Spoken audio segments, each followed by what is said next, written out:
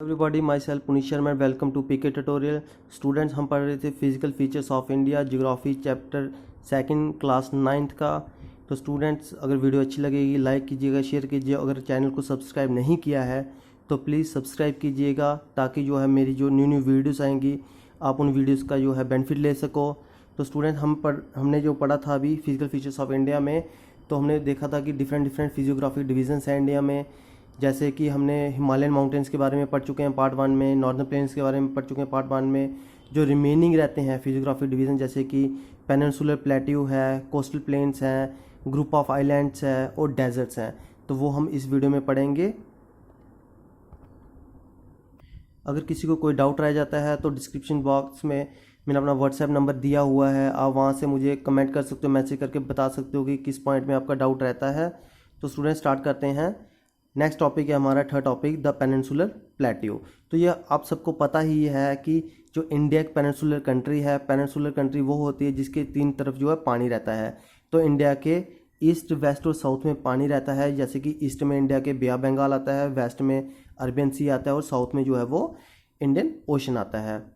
The peninsular plateau is the table land form due to the breaking and drift of the Gondwana land. It is composed of the old crystalline igneous and metamorphic rocks. The plains consist of two broad divisions, namely the Central Highlands and the Deccan Plateau. जो plateaus होते हैं वो क्या होता है कि जो plain area से थोड़े ऊंचे होते हैं, छोटे छोटे हिल्स होती हैं, टापू टाइप होते हैं, छोटे छोटे हिल्स होती हैं। और ये कहाँ पे इंडिया में, कहाँ पे, गोंडवाना लैंड में है, ठीक है। और ये किससे बने हुए हैं? Crystalline igneous and metamorphic rock से बने हुए हैं। इन पेनिनसुलर प्लेट्यूज को हमने दो हिस्सों में डिवाइड किया है, एक है सेंट्रल हाईलैंड्स और दूसरा है Deccan plateau. The part of the peninsular plateau lying to the north of Narmada river covering a major area of the Malwa plateau is known as the central highlands. The eastward extension of peninsular plateau are locally known as Bundelkhand and Baghelkhand. The Chota Nagpur plateau marks the further eastward extension drained by the Damodar river. अब क्या है कि जो peninsular plateau का जो Narmada river जो है, ये नर्मदा रिवर के जो नॉर्थ में आता है उसको हम क्या बोलते हैं? सेंट्रल हाईलैंड्स बोलते हैं, जिसको हम की बुंदेलखंड भी बोलते हैं। इसमें आपका मालवा प्लेट्यू आता है और छोटा नागपुर प्लेट्यू भी जो आता है। और जब ये रिवर दामोदर रिवर आपकी आ गई, ये वाली रिवर जो है ये दामोदर रिवर है, तो ये दामोदर रिवर की तरफ आता है, इसको हम बुंदेलखंड बोलते हैं या फिर बंगेल खंड भी बोलते हैं। जो छोटा नागपुर प्लेट्यू जो है वो वेस्ट से ईस्ट की तरफ आता है। वेस्ट में आपका मालवा प्लेट्यू आ जाता है और ईस्ट की तरफ जो आपका छोटा नागपुर प्लेट्यू आ रहा है जो कि दामोदर रिवर तक जो है वो फैला हुआ है। The Deccan plateau is a triangular land mass that lies to the south of the river Narmada. The western and eastern edge of the Deccan plateau are marked by the western Ghats and the eastern Ghats respectively. अगर हम Deccan plateau की बात करते हैं तो वो कहाँ फैला हुआ है? वो पेनिनसुलर पार्ट में फैला हुआ है हमारे इंडिया में।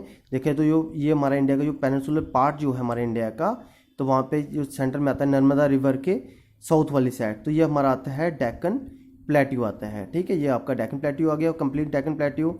और इसमें जो है इसको दो हिस्सों में डिवाइड किया गया है, एक वेस्टर्न घाट्स और एक eastern Ghats. The Western Ghats are higher than the Eastern Ghats.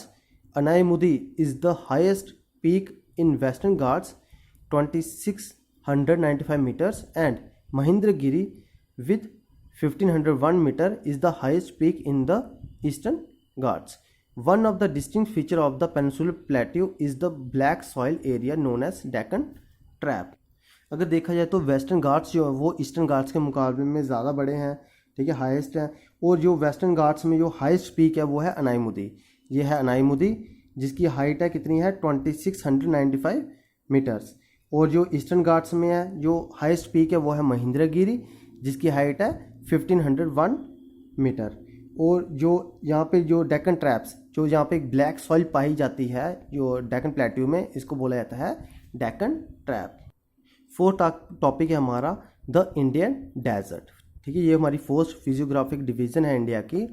The Indian desert lies towards the west margins of the Aravali hills This region receives very low rainfall below 150 millimeter per year.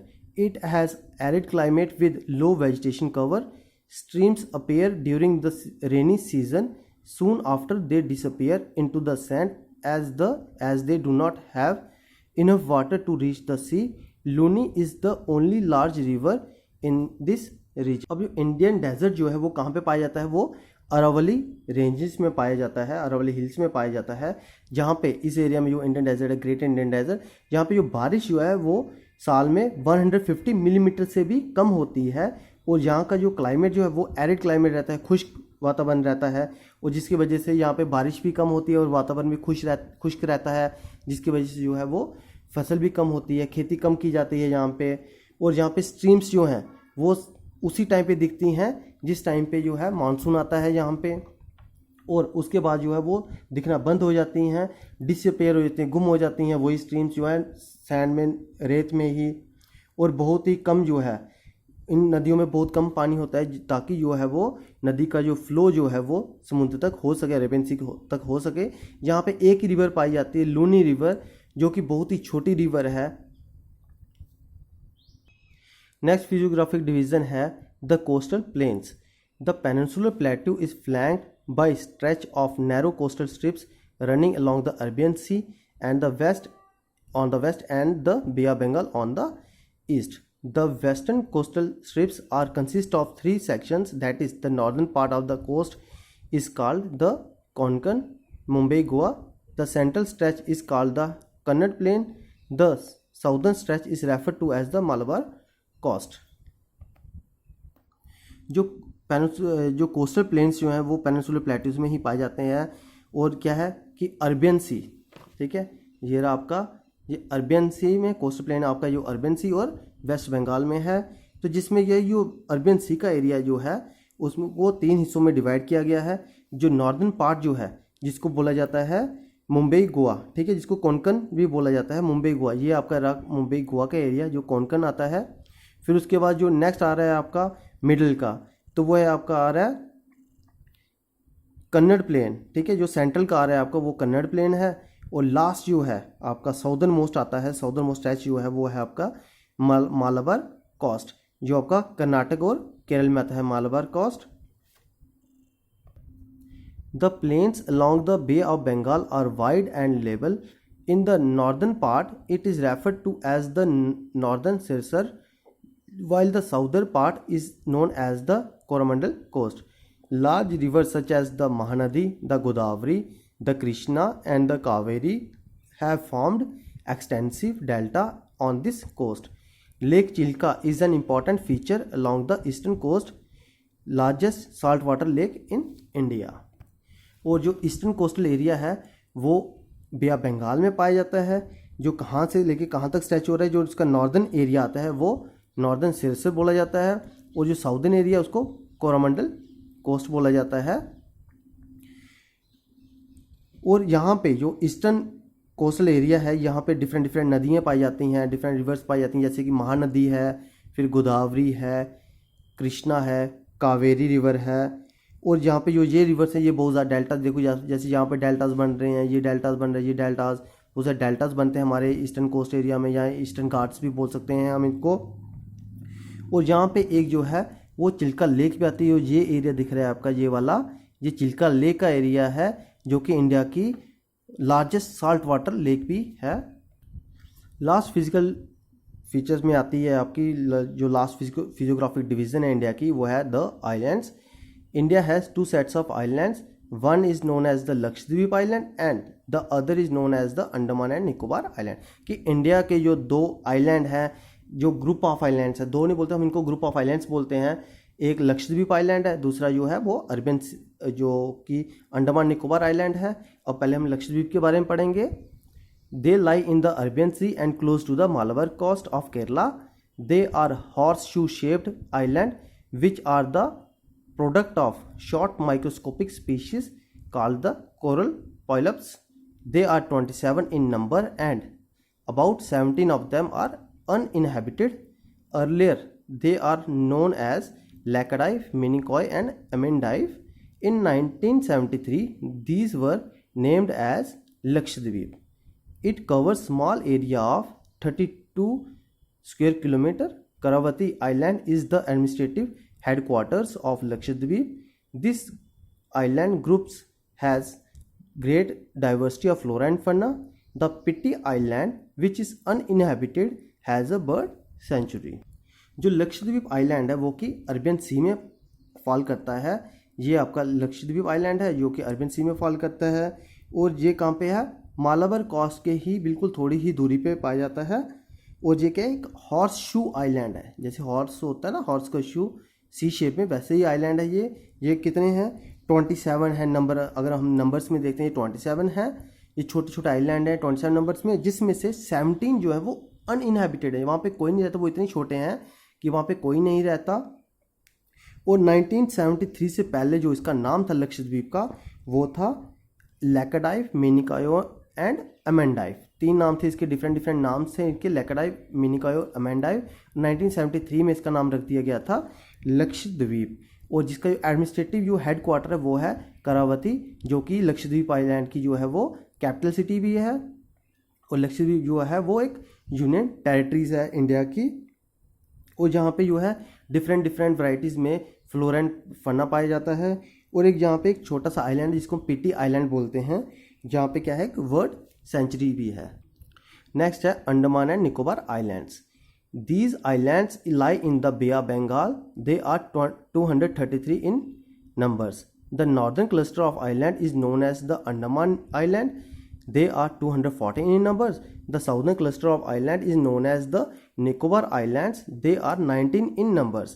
Many of these islands are too small and uninhabited. These islands formed the Union Territories of Andaman and Nicobar with Port Blair its capital.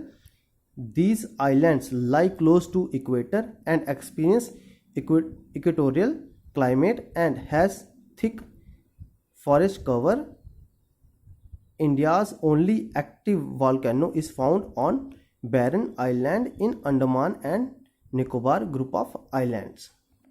जो Andaman Nicobar island है, ये रहा आपका Andaman Nicobar island. ये कहाँ पे आता है, हमारा बे ऑफ बंगाल में फॉल करता है। ये कितने हैं टोटल, 233 जो हैं आइलैंड्स जो हैं।